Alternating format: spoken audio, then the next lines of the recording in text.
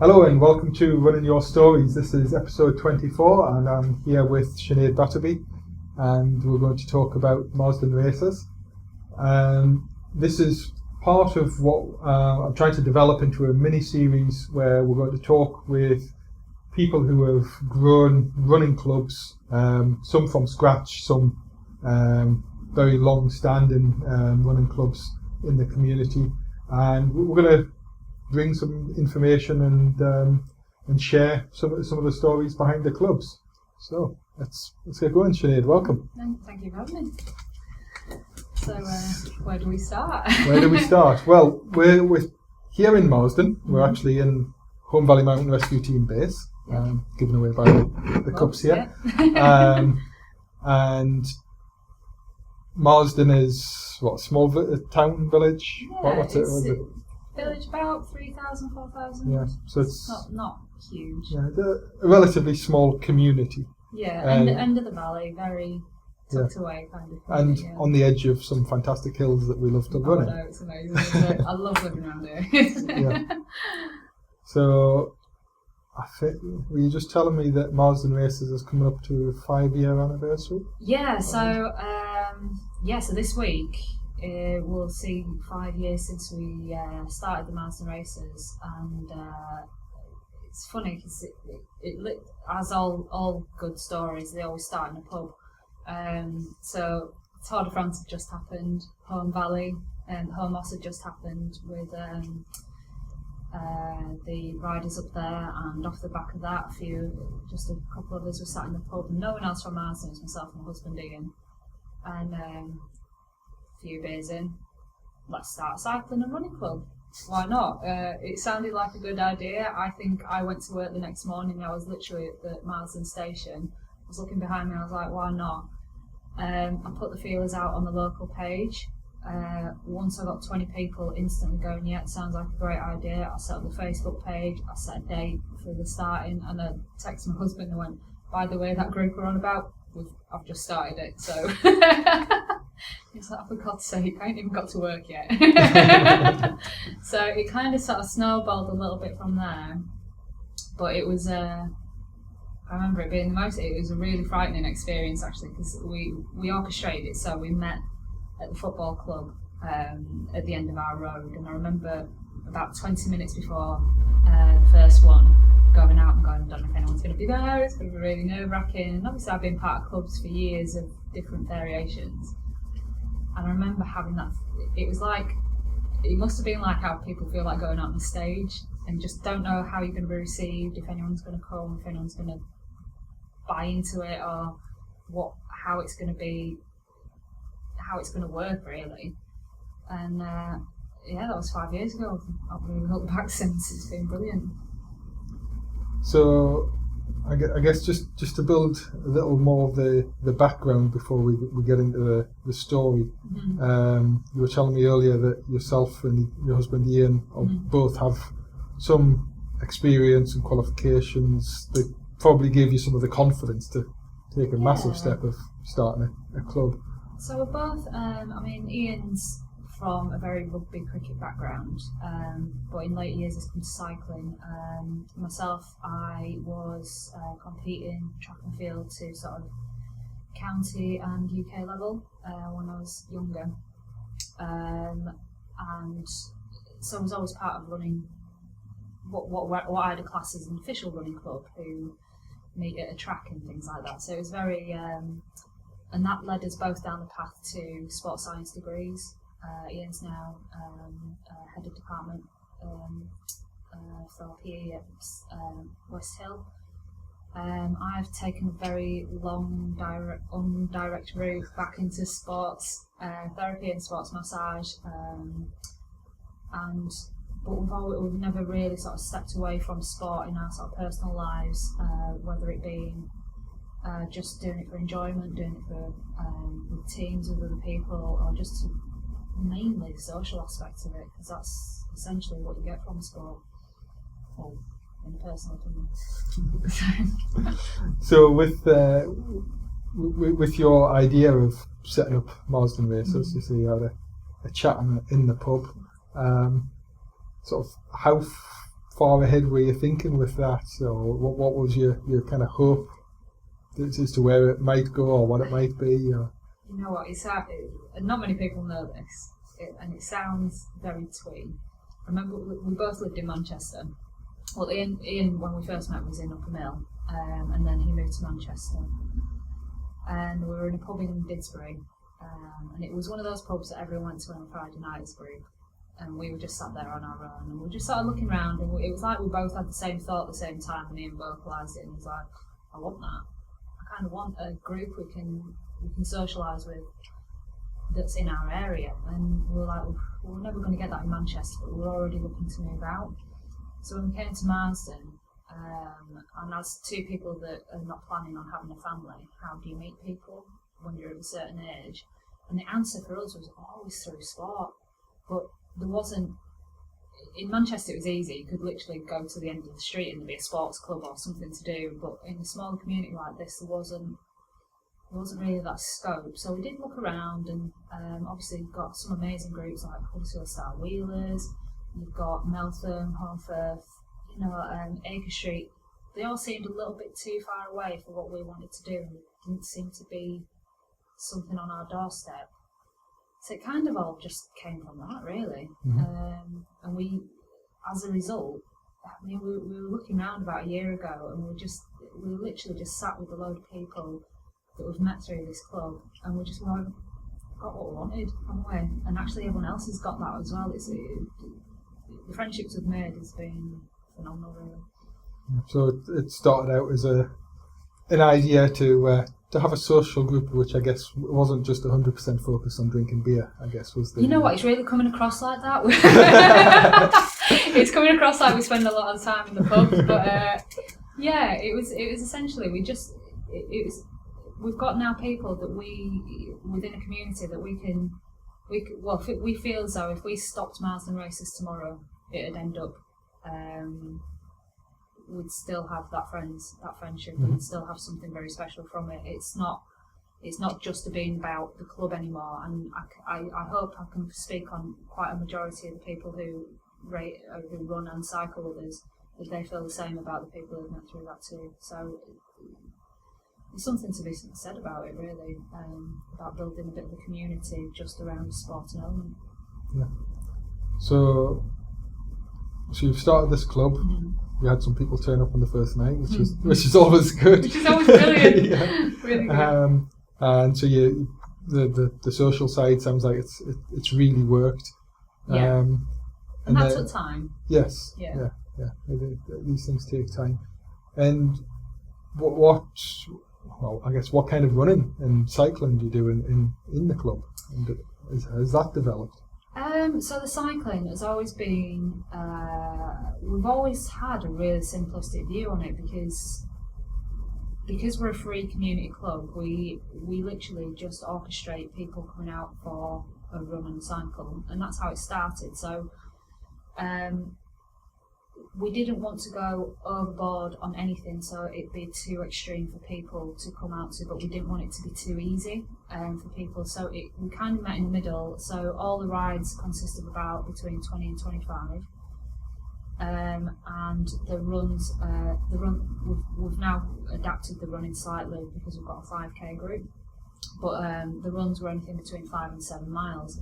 And what we did was anyone who wanted a longer run or had a faster ability than the people at the back, we just got people to circle back. And so we've got that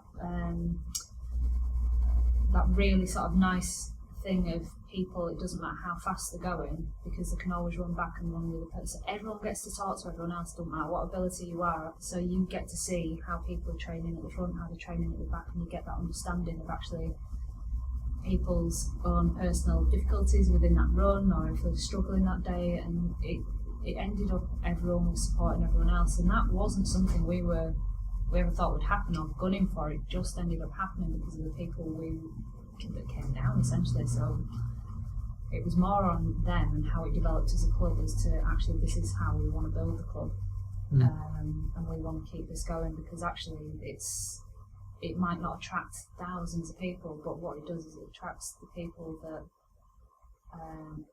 wouldn't necessarily go to a main club, and wouldn't find confidence in doing that, but could potentially get a bit better in their own confidence, in their own ability, and just get a bit fitter from it, really.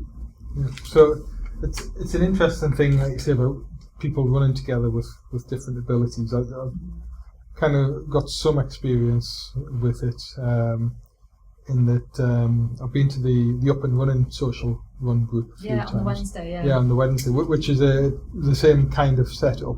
Meet it Up and Running in Huddersfield at Wednesdays. Yeah, it's a good group. It is a good group, but there doesn't seem to be quite as supportive a setup there. I don't know whether the group's a bit more transient, or whether the gap in abilities is just a bit, sort of wider.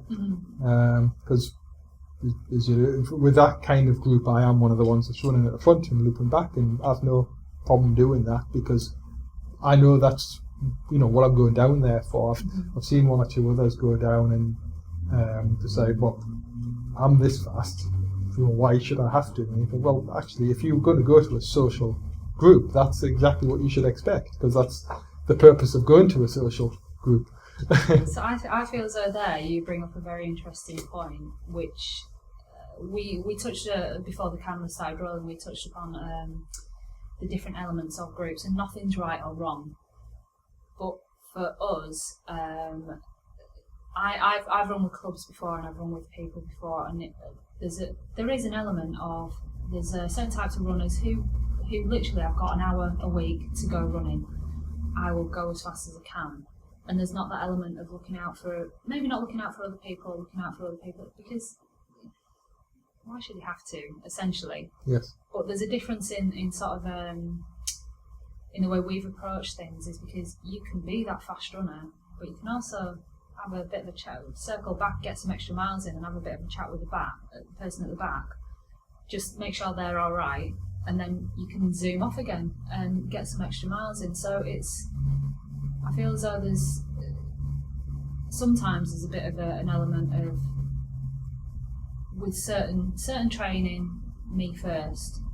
Can't argue with that, because people have got their own agenda when it comes to running. You don't know whether that day they've got to run 6-minute mile in for 3 miles, so they've got an agenda. So it's a tough one, isn't it? Because it can be deemed as selfish, but you can't really deem it as that, because it's someone else's training, isn't it, really? Yeah, absolutely. As I say, I just kind of brought it up because that is it's a dynamic that's there. Well, it's interesting that you're the type of person that loops back.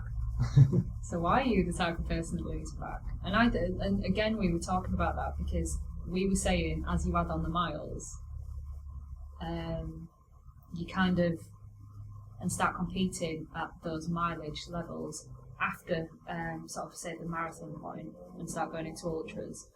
It then becomes about are you okay? Do you need to get through this? And I think that it kind of breeds that into the person of the type of running you do, because actually it doesn't matter about times anymore, does it? It doesn't matter. It just matters about time on legs. So you don't mind circling back. Yeah, well, that's right. Because if you go out to run for an hour, it's more important to have an hour's run than it is whether you ran 6 mile in the hour, 5 mile in the hour, 8 mile in the hour. Yeah, it's a really tough thing to get around that as well. Because one of the things we do as a club, we've started to head out into the mountains quite a bit. So I was we're doing a challenge later on this year, the Billy Bland, and so we've done some recce's with some of the people who are wanting to do it. And one of the funniest things, and actually weirdly, I met a guy I met on one of my 50-mile ultras. He's living in Nether Wasdale now, and I've randomly bumped into him in the pub. Become a theme. So we randomly bumped into them the night before we were actually doing this recce, and we were literally doing leg 4 and leg 5. So he said, right, I'll come up Barrow with you and drop off at Kirkfell. Like, brilliant.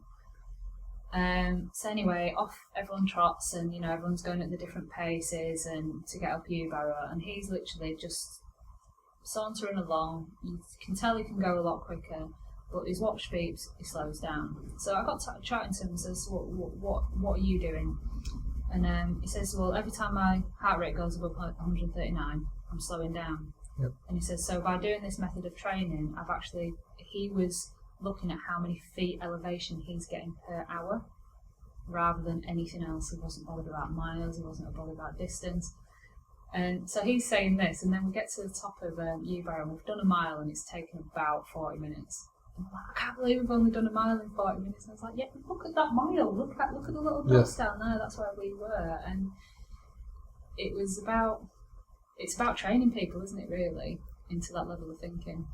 Yeah, it is, and it's something that I do a lot in my training now as well. Is most of my training now is by heart rate, and mine, because I must be a similar age to that guy, I'm going up against the same numbers and keeping my heart rate below sort of 138, 139.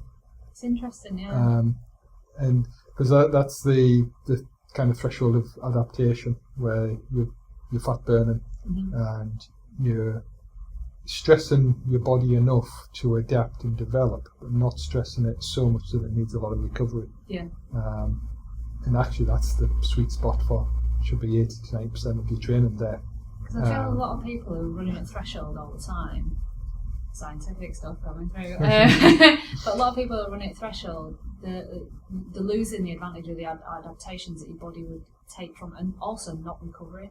Yes. Which I know we were going to talk about at length at some point. Yes, we really should. We really should. We should probably save all that for then. Yeah. But it's an interesting view to go back to what we're doing as what we've ended up doing as a running club. It's changing people's attitude towards running, and not what's the word, vigilantes or anything. We're not trying to change the world or anything. But what within our group it has ended up naturally happening is we attract all ranges. We attract very, very good runners and cyclists. We attract very beginning. But what happens is everyone gets to see everyone else's struggles, everyone else's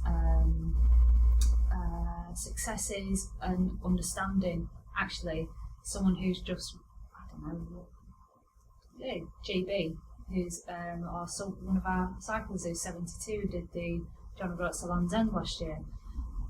People, someone who couldn't do a 5k who's now done a half marathon. People are seeing each other's different successes and going, oh, God, I really appreciate that because I know how hard that was. Yes. And it's changing that sort of thing of going, I must be the best, to I understand what it takes to be the best you can be.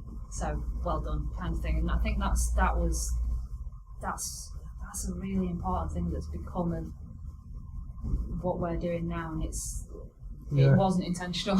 It really wasn't. It's just a lovely element of it. Yeah, it is a really good element of it, because actually, as I was driving over to Marsden this morning, Seb Coe was on Radio 5, and he was talking about, because they were actually talking about the win of the Cricket World Cup, and do you think you can build on this success? And obviously he's somebody that's got some experience in that area, and so they were asking him about it. And he was talking about building on the success of the Olympic Games with the athletics, and it's an interesting thing about running that I've talked about lots of times, and that it's this paradox of as a runner you get obviously there's some relay events and things like that, but generally you're running for yourself in any kind of race, and you get your time. Yet it's very, very social, because you can chat to each other and you get to know each other, and you don't have to be against your competitor as such. You're kind of against yourself. But on the real kind of worldwide top end, which is like athletics on the running track, it's all set up to have one world champion or one gold medal. And it does make me think that there's something along the lines of what you're talking about here, that some of the people like Seb Coe really need to step back and think about that it isn't about how many gold medals can we get. If you want to keep as many people as possible participating, you need to think about, well, what is that person way down Nowhere, I'm never, I've only been running for a few years in a focused way, and I'm 42. There's no way I'm ever going to be anywhere near winning anything major ever. I get get so much from running, and like you say, there's the community aspect, and there's the developing yourself and achieving fantastic things that is completely different to the traditional idea of what running is about. Yeah, absolutely. And it is, it's, and in no way, shape or form am I saying that any of that is wrong or the wrong way to view it. But as you said, absolutely. If you view, and I remember I had a discussion with one of my friends who's actually a counsellor recently, and we were sort of talking about, because I've been injured this year, and I struggled a little bit with the sort of the mental side of the injury, and then I realised it was because I always define myself as a runner. So if you define yourself as one thing and you stop being that one thing, what are you? And it actually opens up a massive minefield. So so for example, if that person who is aiming to be the fastest, what happens when their teammate beats them? And I've seen it happen countless times when I was, because I used to run with Spenborough, and they were an amazing club. We used to train with a fantastic group of people within there, and the majority of them were older, but there's a couple of younger ones. And we'd see countless times, it came to race day, people would lose a bottle, they'd lose a pot. If someone beat them that they knew that they were on a par with, they couldn't handle it, and it was because they didn't know how to have that that sort of camaraderie of going, you know what, I know what you've done to be there, and well done, you had a better day than I did. So actually there is something to be said about developing that within a club. And obviously we're just a very small club, but having that, as you say, in bigger sort of broader aspects of going, it's okay to lose, because if you know why you lost or how they won, it's about being happy for that person. And I feel as though a lot of that can be lost in individual sports. Definitely, because I think like for myself, I'm progressing in my running. So as I go into my next race, a big event that I've worked for, I've got personal targets that I'm trying to achieve, and what I'm trying not to fall into exactly the kind of trap you're talking about. And the way I'm approaching it is the fact that if I don't achieve the target, there must be a reason why I didn't achieve the target. Yeah. And it has happened just a few months ago it wasn't an A race, but it was a race I went to try and do my best at, and I think I was 7th last. I had a very bad day. But what I focus on is, well, what's the learning points? How much experience did I get from that? How much more do I know about myself? What am I going to do different next time because of that? And I think it's, as you say, that's what really matters, because if you don't perform to your expectation, then if you just throw a tantrum and storm off, you've lost it, haven't you? You've lost the opportunity to learn and develop from that. And I think it's trying to foster that kind of environment, because hopefully it's developed in schools and things now, but when I was a kid, you'd go out and do your school sports day, the top 3 or 4 people in each event, pat on the back, okay, you're going to come and join the school team. Everyone else get lost. Shoved off to the side, didn't they? Yeah. There was never that conversation with anybody else about, actually, what did you achieve what you expected? What would you like to do better next time? Would you like some help with something to push on that bit further? And it's not that you necessarily expect somebody to go from 8th place to 1st place, but if they go from 8th to 3rd, they've done the job. How fantastic would that be? It's a progression, isn't it? And it doesn't matter if you're at the top of that progression. It's a personal progression that you can build on. Yes. It's exactly that, and I feel as though there's not enough emphasis on that these days, especially in individual sports. Because I mean, you can take a few examples recently. So like netball semi-finals lost this weekend. As a team sport, people rally around that. People get that, but as an individual, if you lost that, I mean, you've got to personally go away and have a look at what did I do? What did I do? Rather than go away, sit down as a group of people and go, right guys, what did we do? Right, where were we weak, where were we strong? Sit down and have that sort of conference talk of, right, okay, let's look at this team, how were they better? Where did they come? But as an individual, you've got to literally go home that night and sit on your own and think, how did I lose that? Yeah. Or like New Zealand and England cricket last week, you know, that team element and that jubilation you get from a team winning, you don't get that jubilation as an entire country from an individual doing it. It's a very lonely sport, even when you win, from when you lose. And I feel as though a lot of people, because they expect to win or expect to be the best, it can be quite a lonely thing either way, really. I think it can be. I mean, and again, as we've been discussing, what I've seen is as you get into the longer distances, because especially the kind of distances that I'm up into now, the sort of 100-mile plus, the number of people doing it is kind of smaller and smaller. So I'm part of a very big club. There's 300 or 400 members, but there's only 3 or 4. I might be doing somebody a disservice that do 100-mile plus out of that, and that, you know, it's a very active club. And so you kind of sort of the kind of people that I would speak to, and kind of, because what we tend to do now is that there's kind of a small loose group of kind of trusted people who I know are training in a very specific way, and we'll talk about specific aspects of that training. And that, to be honest, it's something that's really facilitated it's the positive side of Facebook groups and Strava and things like that. Because what I started doing a couple of years ago was people that finished just ahead of me in a race, I'd start following them on Strava and start looking at what they did and talk to them about it. And now some of those have become really good friends. And so we do compare notes on training strategy, what we're doing, what worked in a race, what didn't work in a race. Did you ever find a negative side to that with Strava though?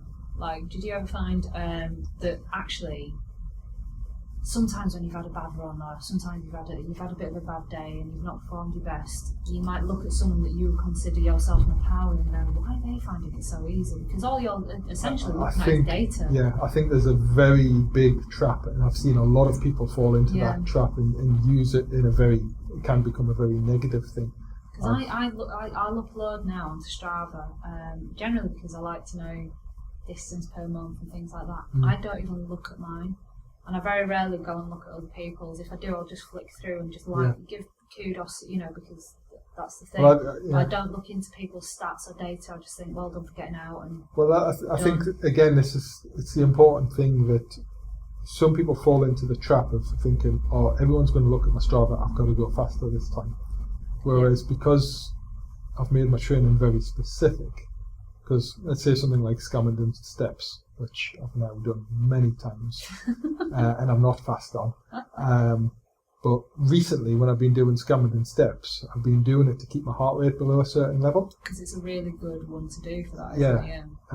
Because it's hard to find that gradient of that length in this area. It's something.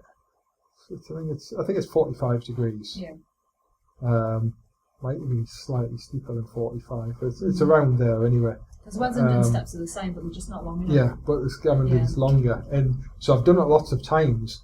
And if you actually look at a chart of my times on there, it goes up and down, and people think, well, what's he doing? But actually, I've gone there with specific aims on different days. And so they are the fastest ones. I have gone to test myself and see how fast I will go. Other days, it's part of a 15, 20, 25 mile run. And what I've been trying to do is take it steady enough up those steps that I can continue and run, because that's the kind of things I have to do in races. Is there'll be a big spiky hill in the middle of a long race, and I need to be able to get up that without killing myself and continue. And this is that element, isn't it? It's making your training specific, and once you start doing that yourself, you stop taking too much notice of other people's data unless you know the whole story behind what they're doing. Yeah, and I must admit, I felt a little bit guilty of it. Probably early last year, and a girl I was running with quite a lot of the time. Unfortunately, now I moved out of Marsden and joined Charlton Runners. Lovely group.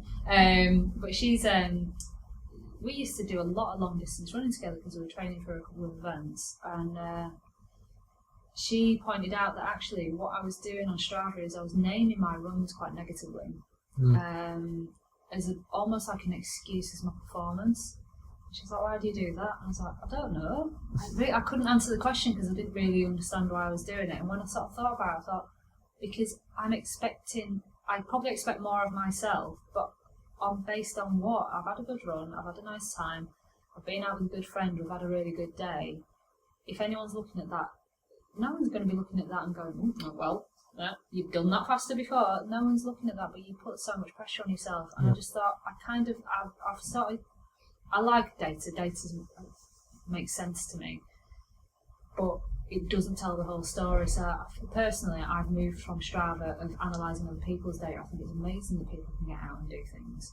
It's absolutely fantastic. But I've stopped going in on other people's runs and going, oh, okay, what did you do there? And blah blah blah. Or if someone takes my crown, I'm not going back out the next week and trying to get it back or anything like that. I'm just like, you have it. You sit with it for a bit. It's things like that of changing how you look at running, changing how you look at your training. And actually just being okay sometimes and going, you know what, I'm not really feeling it at the minute. So just sort of stepping back and going, right, okay, I'm just going to, just enjoy it for a bit. I mean, I had a fantastically slow run about 2 weeks ago. And if you compared it to how quick I'd run that particular loop, I did actually write a comment on myself because it was so fantastically slow compared to previous attempts. But I was 16, 17 hours fasted. I'd done a gym session in the morning, then I did that at lunchtime, all while fasting. And it was really, and when you put it in that context, it was actually really good. But why do you need to explain? So the interesting thing is, why do you need to explain that to anyone in the travel world? Most of the time, I don't bother. I think that time,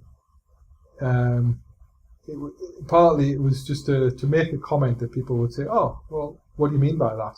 And see who's interested, because I wanted to talk about it. Why are you doing that? Forums. But don't want to sink time in that way. Well, you can actually argue that point that it's actually good then, because it does entice people in who would be interested, and then you start a conversation about something you're interested in. There is that element of it, and again, there's nothing wrong with Strava. I think Strava is absolutely fantastic, and I think that element of competition between other people is fantastic. I think, and again, bringing it back to the whole ethos that we've ended up sort of unwittingly creating with the Marsden Races is that element of being able to forgive yourself for not being the best. Being okay with where you're at, and sort of enjoying the fact that other people are where they're at as well. So, but in all fairness, we do jibe each other like, you've taken my crown this week. There's that element of competition. There is in every club, but it's one that comes out of a very supportive sort of mindset, which. And it sounds like you're achieving that supportive mindset within the club, which is really good. It's not anything that me and Ian have fostered ourselves or harbored ourselves. It's come from the people that have come down and sort of supported us over the years. And I mean, week in and week out, these people brave the elements and it's not even about like we've done so many amazing things over the past few years of just sort of blowing myself in the inner way with people getting on board with it. So, for example, last year sadly one of our cyclists has been diagnosed with cancer. So that kind of hit everyone hard a little bit last year. That because he was one of the first members in the group, formidable rider, amazing bloke, and he so everyone took that a bit sort of, it's like one of our own, Mm-hmm.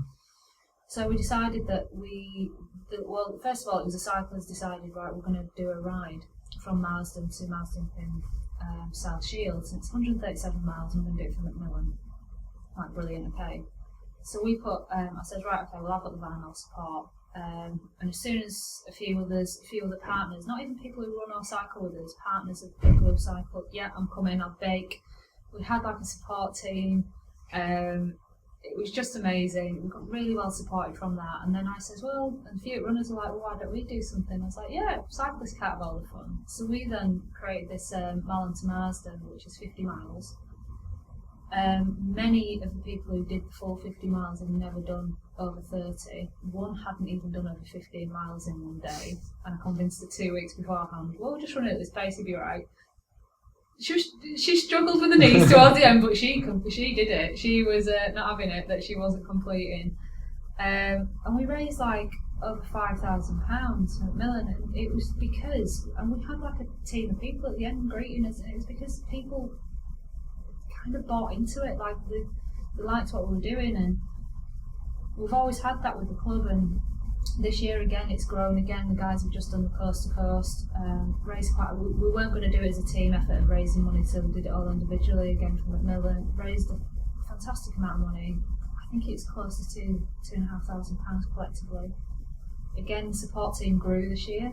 We had more people, so we had like a team of people in Marsden Racers hoodies and all supporting. It was lovely, and everyone going out of the way, no one bothered about spending money or time on it or anything like that. It was just unbelievable. And the same again, we're doing another challenge in September, the Billy Bland for the runners, and people have fallen over themselves to say, right, okay, how can we help on that day to help you guys do this? That's what it should be about, really. It's not about we're not expecting everyone to run 50 miles or cycle 137, but we set ourselves these little challenges every year, or little events.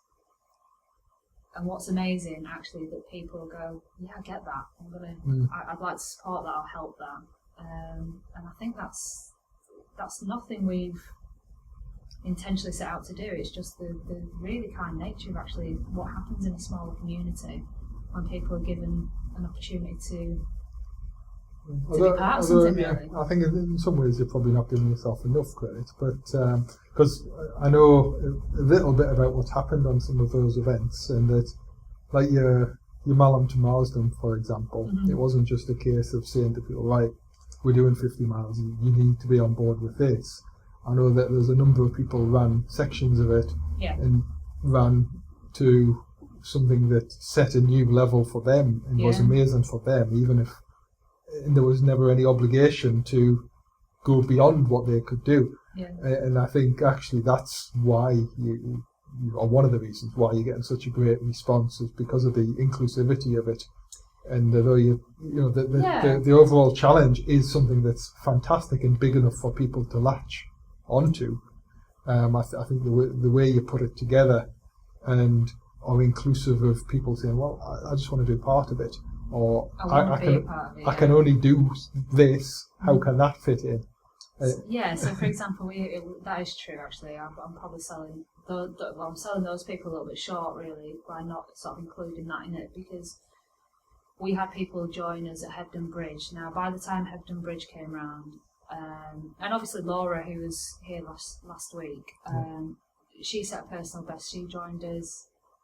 How did she join us? Pondon Res, I think she said. Res, yeah. So that ended up being about 32 miles for her, and that was her first 32 miles that I think she'd run in a day. Yep. Again, we had Christine and quite a few others meet us at Hebden Bridge. I think that was the first they'd ever run in the day. Then we had people meet us at the White House to do 10 miles because they weren't really up. It's not that they could absolutely run more things, but they just thought, well, I want to run that 10 miles because I know I can do that. And then we had people run the last 5 miles. And what we ended up having was we all came in together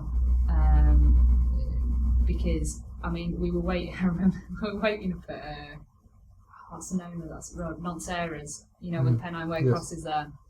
And we're waiting up there. And at that point, 2 of our runners, Sam and Jamie, were struggling. I mean, really struggling with the legs. But they were finishing that. There was no way they weren't finishing it. And so we were doing everything that we could to support and finishing it because actually that ended up being more important because we were supposed to be in at an hour previously. And we were only 3 miles from home, but that, you know yourself, that last 3 miles, brutal. So we were stood in the lay-by and we all said to them, right, we all agreed, no running off, no glory hunting kind of thing. Everyone's at the pub anyway, they can get a pint. Pub again. Everyone's at the pub anyway, they can get a pint in. Everyone, you know, I had a tracker on, people knew we were safe, it was fine. And it was basically, we all said, right, okay, so we'll take different elements of running down, make sure we get to the bottom of March Hague and Eastergate, and we'll reconvene there, wait for people. So we're just sort of waiting for people to just get that momentum and just making sure that they were fine all the way along. And then we waited at the station. We were probably there about 20 minutes before we just did the final couple of 100 metres down to the Rue Head. And I just remember seeing Jamie hobble along and I was like, you alright? And she went, I am finishing this. She was just so adamant. I've never seen anyone with as much determination. And she was the one that had never run more than 15 miles. And I chatting to her in the pub afterwards. It was lovely actually because she was just so proud of herself.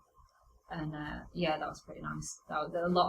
Every single one of them who did who ran that day, and the same with the cyclists. Like a lot of them had never gone over 100 miles before, smashed out 130. So we were struggling to keep up with them in the van, in the sport van. I was expecting to get a cup of tea from Morrison, no chance, absolutely none. They were just absolutely smashing it, and they've done the same again this year. And we had one of the cyclists, Steve. He's had a hip operation.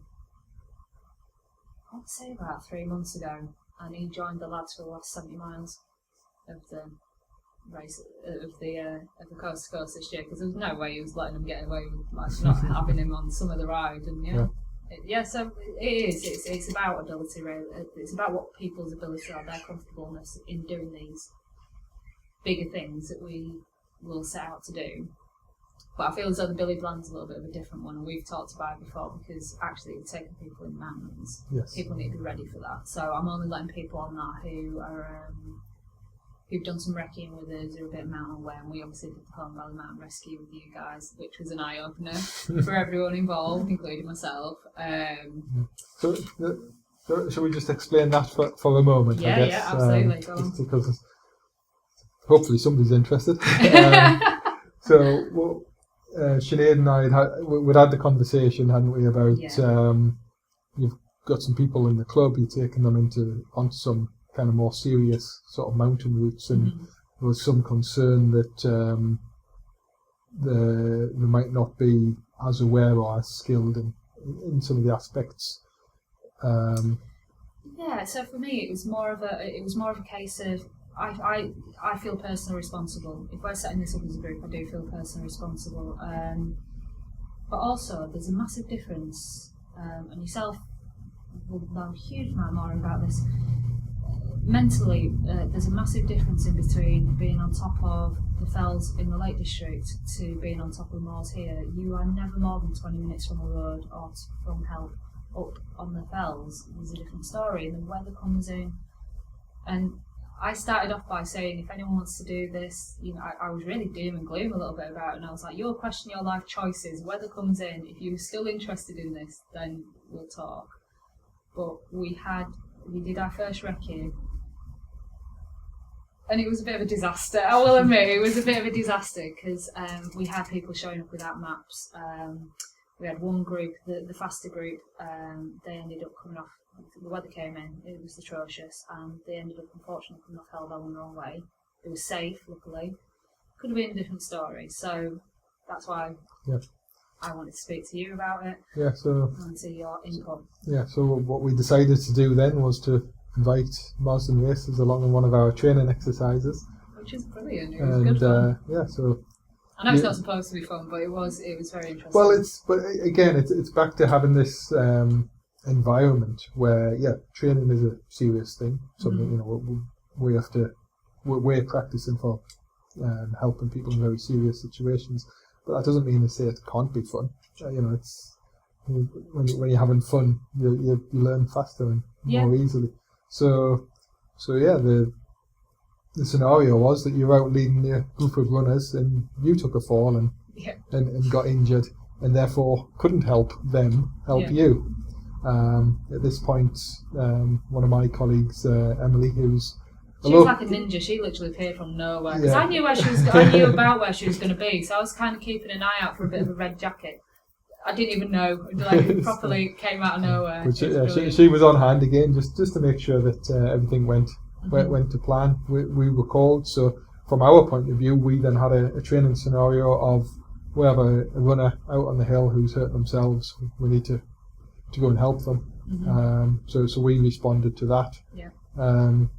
And then the interesting aspect was the other people with you who then had to stop with you, wait for us to arrive, contact us, think about whether they're doing the right things, and they ended up sat around for long enough to start questioning the equipment they had with them. Which is amazing actually, because every single one of them now has questions that brings better kit out with them just when they're out in the hills. Yeah. And a few have booked on navigation courses. Yeah. But it's just that awareness, isn't it? That a lot of people. It's not ignorance. It's more a sort of I'll be all right attitude because I know the hills well. It's fine, but you can go over a rock on any time. You might be on your own. You don't know, do you? It's one of those things that even though you're around here, it's still dangerous enough to.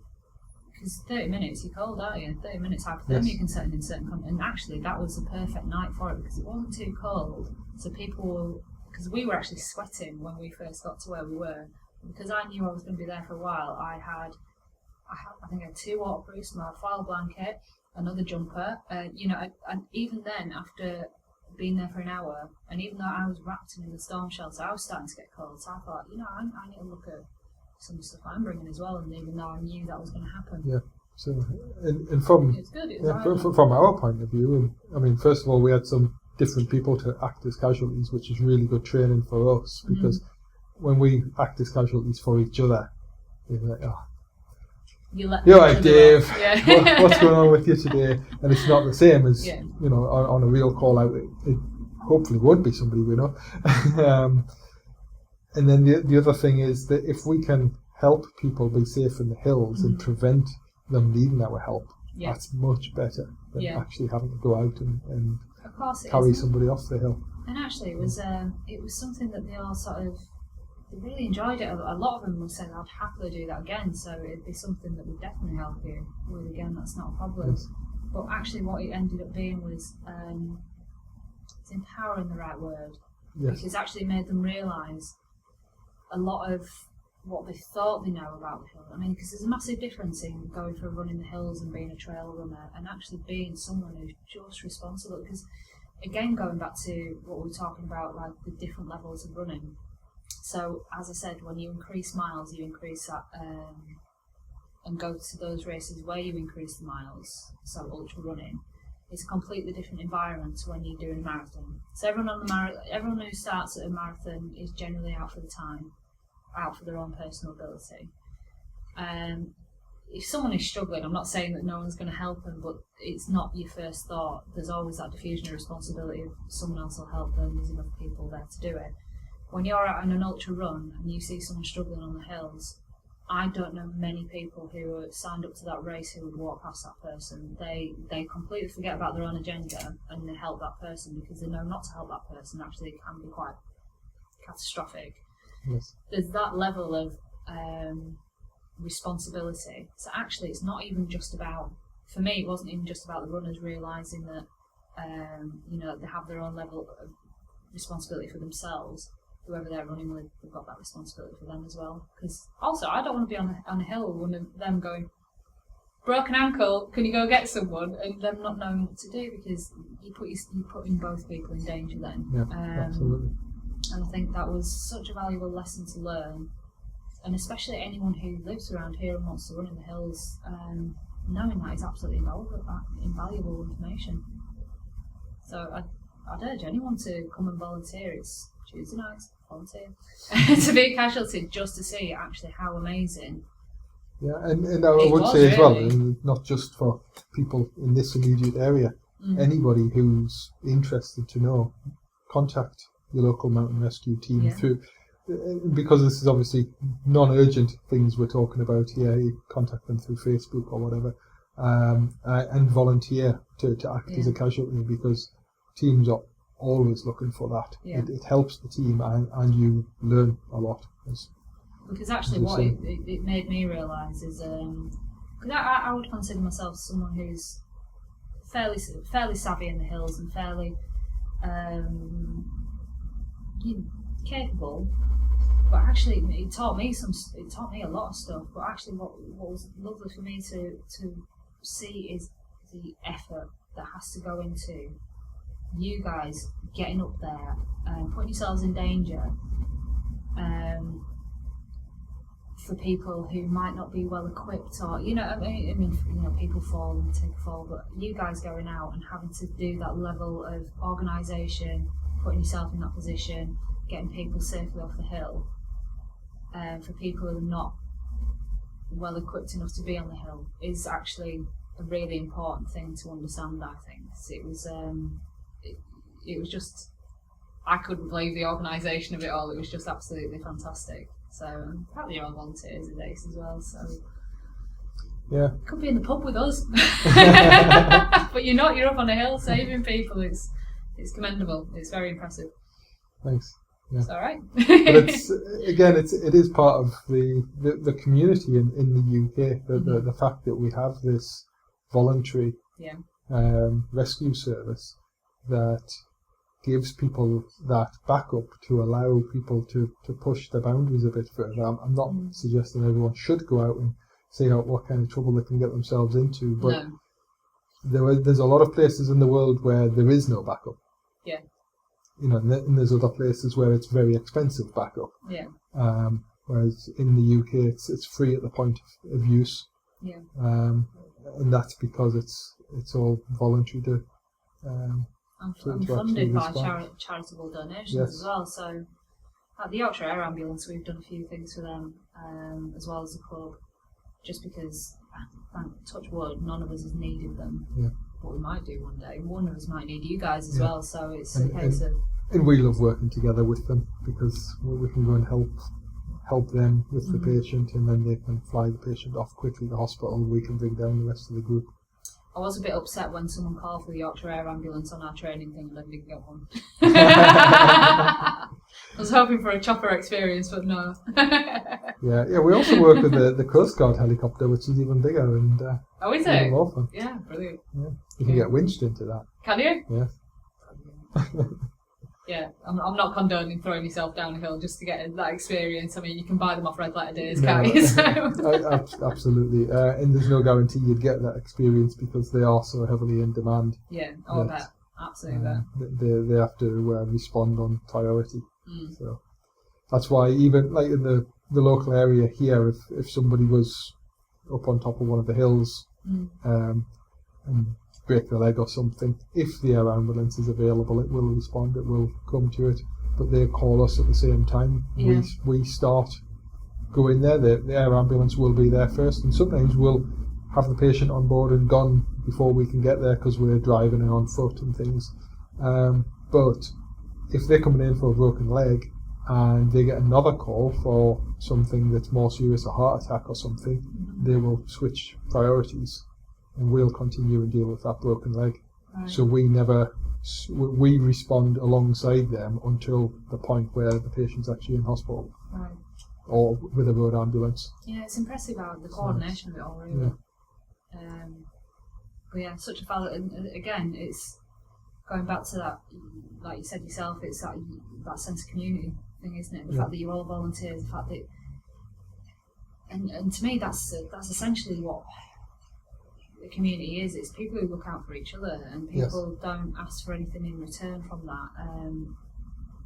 So, and again, when we go back to the running and cycling club, and the way actually we've benefited from that, and people within that benefit from that, is because it's that element of people, they've got that element of, they've got their own agenda, I want to get better at running, but because they're supporting each other, there's no pressure, there's no sort of, I can't do that because so-and-so is better than me, or I'll never be as good as so-and-so. There's nothing like that. It's all very, very supportive and actually looking out for each other. And you guys have got that with your volunteer, Home Valley Mountain Rescue, as well as other teams. And it's just, I feel that's such an important thing for building a community, building a good community of any sort. And it's, to be honest, whether we can look at it at the community level, and I completely agree, it's fantastic. But when you bring it down to the individual level, as something to have as part of your life, to be part of that kind of community, as you say, whether it's a very inclusive, supportive running club or cycling club, or a voluntary organisation where, again, it's just people coming together to do things for each other. Yeah. I think it's a really great thing to have in your life in general. Absolutely amazing. And I was watching the previous episode with Laura, who obviously runs with us, and she's such a sweetheart. She's lovely as Laura. And I saw her on top of Black Hill earlier today. Oh, doesn't shock me. She's always on top of something on a weekend. And she, again, herself and Jeremy, her partner, moved to Marsden, and I was listening to the podcast last week, and I actually started welling up a little bit when she talked about she'd found a people, because she'd come down to our club and actually found a load of like-minded people who were all doing different things to some different elements of running, some doing long distance, some doing short, some just getting into running, but everyone had the same ethos of they just wanted to get to know people. And actually through that, she was saying that she's now found a social element into a connection to the place she lives in. So that was amazing. I was like, that's absolutely fantastic. If just one person finds that within a group, that's incredible. But actually, a lot of people have found that. We've found that ourselves within a group, and it's down to the people that come down, really, and come week in, week out, and the attitude of them. So you've got this supportive social structure there. Hopefully, yeah. We try. We do try. Yeah, it's all centred around drinking, but we ignore that. How far does that then go? It's a funny one, actually, because we've obviously got we've got ideas of how we want to grow the Marsden Racers. But we kind of go with what the community or people who come down regularly would want. So we always put it out there to them because we're happy with the time and the people want it. So we are going to be going UK affiliated with the England Athletics. And that's basically because, and in all fairness, no one has to participate in that. People can still come down and use us for free, they can still do all this. And still get exactly the same, but if people want to start entering competitions under a club and get it cheaper, they can do that. And we're going to do the same with the cycling, just because insurance will be cheaper, they're a little bit more protected when they're out on the road individually as well as in the group. And that's come basically because we asked everyone what they wanted, and the majority came back and sort of said that. So the support in that way will always be quite supportive. We'll always go to and do what the majority wants. But in terms of the individual, we've had quite a few people, and I've talked a little bit. So Mark's probably one of our more successful, just because he got selected for Great Britain. amazing. So he competed in the duathlon a couple of weeks ago in the European Championships and came like 6th in category. Amazing. But what he ended up doing was he and I'm sure he'll say this himself, he said this a number of times in the past, he gets a lot from the sort of community side of the Marsden Racers, and he, even when he was in height of training schedules, he was coming down to our 5k group, bringing his wife, and himself and his wife came down and supported that initiative, because he saw it as a bit of a, well, this is I need to do a bit of a leg turnover, but he was, again, he's one of these people that he will never run for his own agenda when he's with us. He runs to support everyone else. So he's like, well, it's kind of an easy day for me. It's a Tuesday, and that's in my training schedule. So I need to, take it easy. So he would run with anyone who, pays and just to support people. And then sometimes when he needed to do faster runs, he'd go off and do that himself, or cycling training, and he came down with cyclists, came down with us when he could, really, and it was that level of knowing when someone else needs to do something else. But it's lovely that they still come down with us and do that. But also we've got people that could come down and actually, because we've started getting a lot of children down now through the 5k.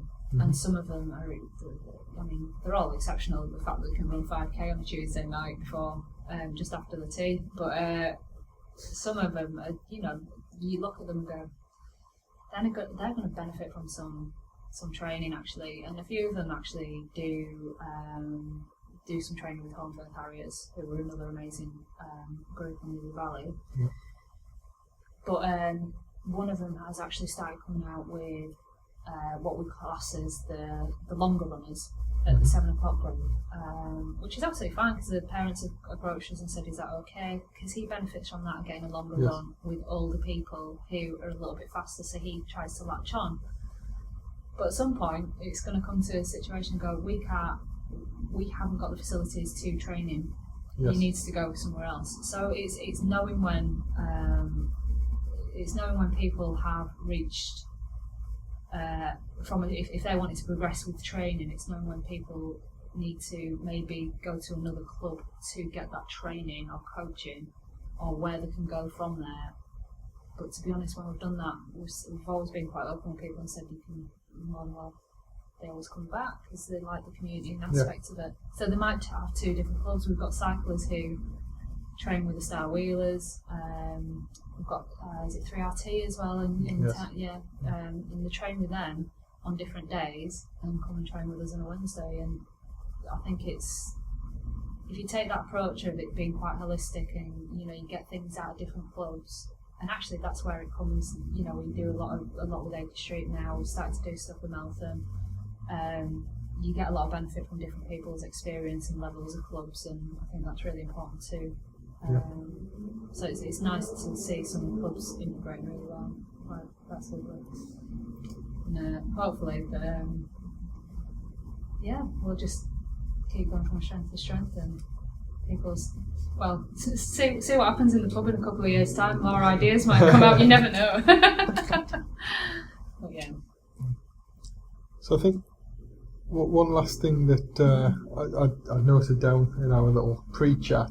And it's completely up to you how far we take this part of the conversation, but you also mentioned that with the sort of community and sort of safe space that you've created within the club, that mental health starts to kind of be known about, and I guess I'll start there and see where you want to go with this. To be honest, I think as open you can be about mental health is really important.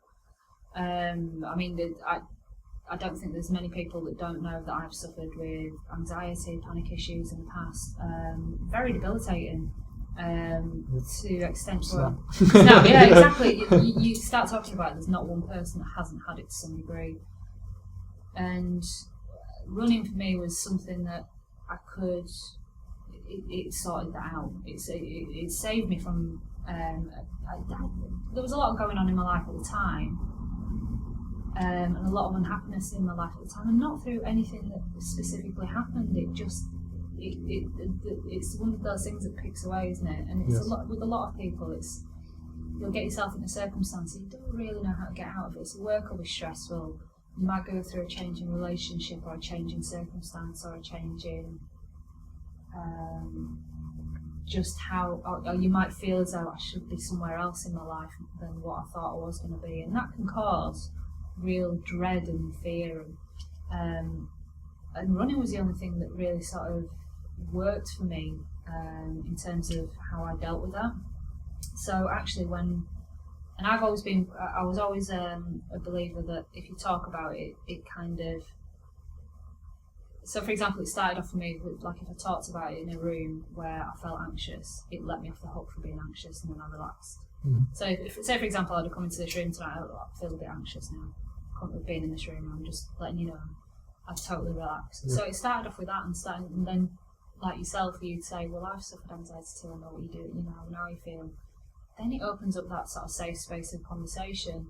So the Marsden Racers, because we've not just myself, a lot of other people, and obviously I'm not going to say our own personal discussion. A lot of people have had all different variations. We've had people who were possibly on the brink of a nervous breakdown when they first started coming down with us.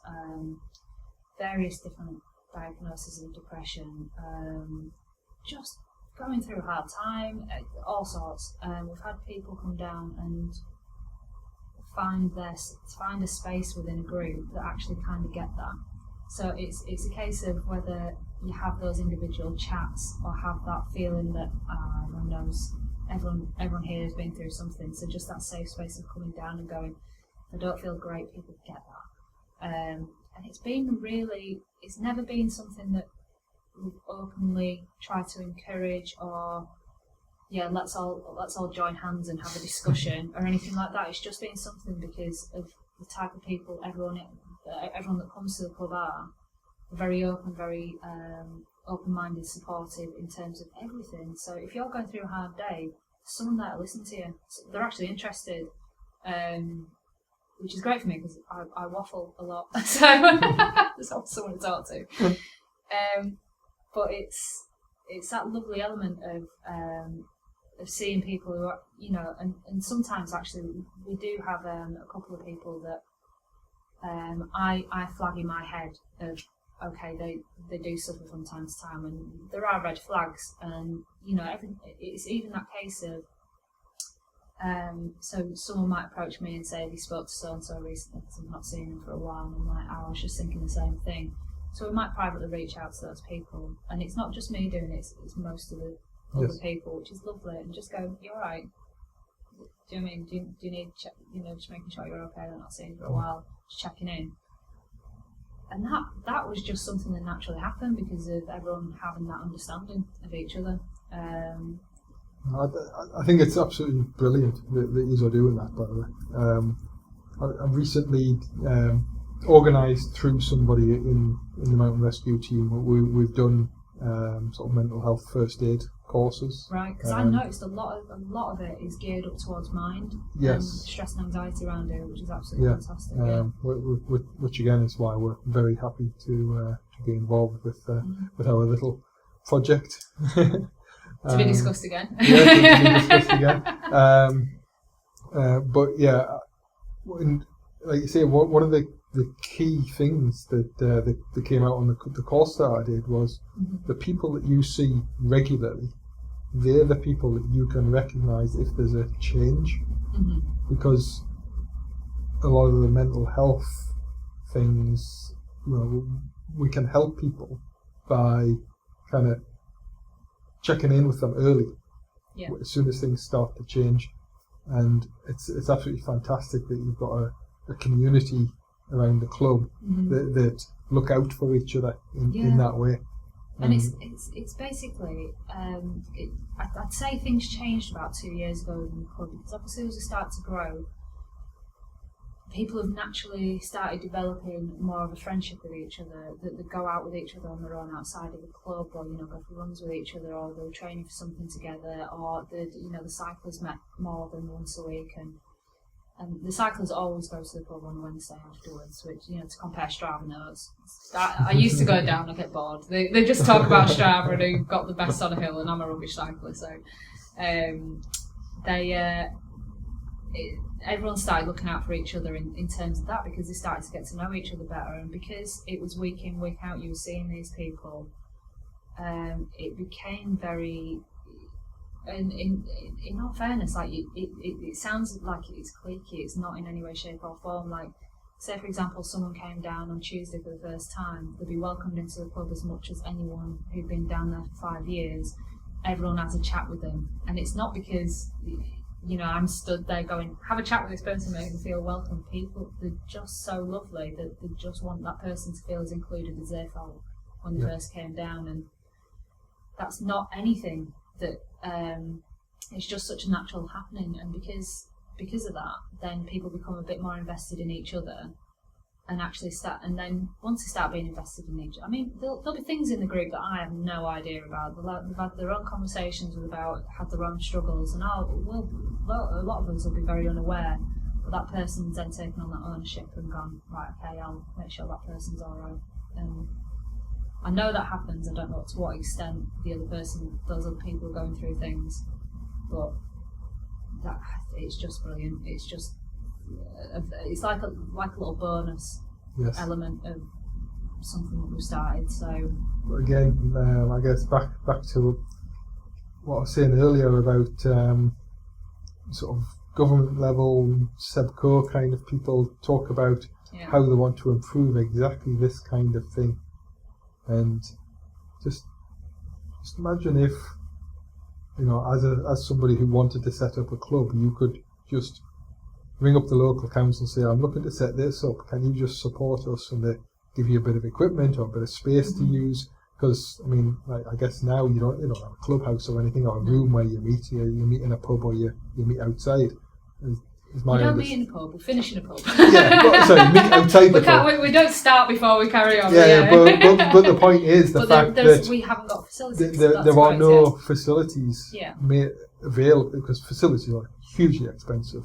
Hugely expensive, and also what we've also tried to do is we've tried to keep it free. Yeah. Essentially, we don't want any money for our time. Essentially, in all fairness, it's grown beyond me and Ian as the club completely. It's very much a community member thing. Like if we weren't here tomorrow, that would still continue. We just organise stupid stuff to do for people, and they do it. So we facilitate, but someone else would come and do that because it's their club now, and they want to come and do these things, and someone else is filling that role. It's very much about that. But because we wanted to keep it free, we've never looked to go for premises. We've been offered a few times in the village, but we'd have to pay for that, which completely understandable. Why wouldn't you have to pay for something? So we've never really looked to do that. We obviously want to grow, and we'd have to look maybe at how we do that in future. If we were to get premises, would that bring people down? Would that encourage more people? Would it make us look a bit more too serious to other people? We don't know, because what we don't want to do is change the ethos of what it's become. But it's an interesting point, because actually, when you talk about the SEBCO sort of local council issues, it's mad that they're not looking at groups like this and supporting it, because actually we're doing a little bit of work on behalf of what the government should be doing. We're free. We're putting a lot of time, personal time and effort into something, into subsequently mental health and exercise, and getting people in the community to go and join something and be collective. It'd be daft. I'm sure there's grants out there we could look into, but it's not widely supported. People are not knocking on our door, we'd have to knock on theirs, and we'd not only have to knock on, we'd have to knock on with a load of forms, and probably to get grants actually you have to have premises. So we'd have to go for premises. In all fairness, to become UK affiliated, we have to have premises, run leaders, etc., things like that, and we're having to jump through a few hoops to do it. So it's made difficult in the current standings and things, which I understand, because you don't want everyone setting up a running club or everyone setting up a cycling club, especially when they're not qualified, they have no experience. I don't know, for whatever reasons, it's you need some sort of levels of standards there, I suppose. Yeah. Sorry. That's good. So yeah, I mean, as you say, you've from nothing, you've grown something which is a fantastic, supportive group, Mm-hmm. very inclusive.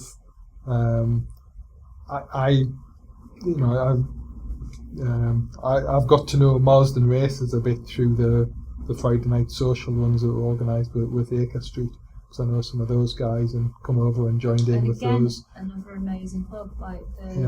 They've got the same kind of ethos as we have, so it was naturally easy to sort of make links with them. And yourself from Stainland, I know you and Rebecca on there, but it's because it's a little bit further out. Yeah. But again, there's a lot of members from different clubs like Stadium, Melbourne, the bigger clubs that have got that same mentality. And I think actually linking in, and what you're doing with this series was something I definitely wanted to be a part of, just because it should be about like clubs learning from each other and how we can support each other in different events and things like that to actually grow each other, because Yes. that's essentially all it should be about, is getting people running or getting people cycling or getting people doing something to some ability. Yeah, and just helping people do things. Really, it's, as you say, exactly what it is they want to do is so individual. Yeah. I mean, who you run for, what colours you wear, it's all totally irrelevant, isn't it? Yeah. Like in the grand scheme of things, it's it should just be about coming and having a go, really, and wherever you choose to do that, and whoever you choose to do that with, is kind of, like wherever you feel as though you fit, and that's all that matters, really, isn't it? Yes. I think. So shall we just close with a comment, a kind of line of advice to somebody who isn't in a club? Oh God. Should they? Shouldn't they? What's a club all about? What do you think? I think a club is about what you want to get out of it. So some people might just want to meet people, some people might want to get a bit fitter. The one thing that I will say that I struggle hearing from people, because I think unfortunately it's a sad thing that a lot of people do say, I'm not fast enough, I'm not fit enough, I will hold people back. You won't. There's absolute, especially when it comes to clubs like ourselves, like Acre Street, the smaller community clubs, rather than no offence, the bigger clubs. It's not about that. It's about, there's always someone to run with at these clubs. There's always someone who will understand you, your ability. I think find a club that suits you. Don't be put off by if you go down to a club and it doesn't suit you, because there are others out there that will. And there's so many. There's loads in the Colne Valley. There's loads, there's smaller community groups. There's ones in Slough. There's ones down in Linthwaite. There's ones obviously Acre Street are the bigger ones. Sort of Linley Way. There's always going to be a club that suits you. So don't be put off by it. And there's always going to be someone that will run with you in that club, and no one's judging you. That's a big thing. People will think good on you. Yep. That's it. I don't know anyone who ever has not thought that about anyone coming to a club. No. And that's the only piece of advice I can give. Don't doubt yourself. Get your trainers on. Get out the door. It's the hardest bit. That's brilliant. Thanks. No, thank you for having me. Yeah. Thank you very much, Sinead, No, thank you for coming me. along and having a chat. It's been very interesting. I hope I've not waffled too much. I don't think so. Right. Thank you. Thank you.